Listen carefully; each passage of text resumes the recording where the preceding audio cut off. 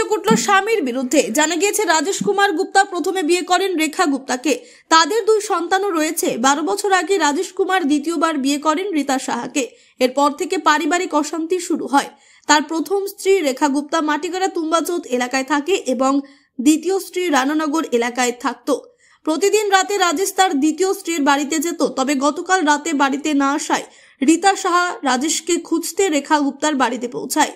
অভিযোগ, সেই সময় রাজেশ কুমার গুপ্তা ও তার প্রথম স্ত্রী রেখা গুপ্তা এবং তাদের দুই ছেলে ধারালো অস্ত্র দিয়ে রীতা সাহার ওপর হামলা চালায়। গুরুতর আহত অবস্থায় রীতাকে উত্তরবঙ্গ মেডিকেল কলেজ ও হাসপাতালে নিয়ে যাওয়া হলে চিকিৎসকরা তাকে মৃত বলে ঘোষণা করে। মেয়ের মৃত্যুর খবর পেয়ে ঘটনাস্থলে পৌঁছায় মা বাবা সহ পরিবারের সদস্যরা। এরপর রাজেশ কুমার সহ তার প্রথম স্ত্রী ও দুই ছেলের বিরুদ্ধে থানায় অভিযোগ দায়ের করে মৃতার পরিবার। অভিযোগের ভিত্তিতে রাজেশ কুমার গুপ্তাকে গ্রেপ্তার করে পুলিশ।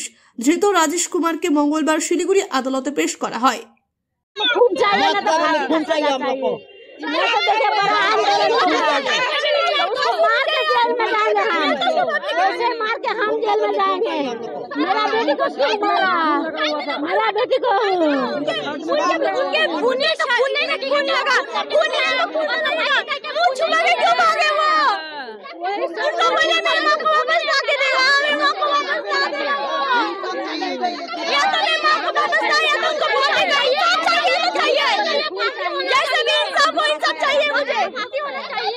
उसको फांसी होना चाहिए तो चाहिए, मेरी माँ गई है, उसको भी मरना पड़ेगा।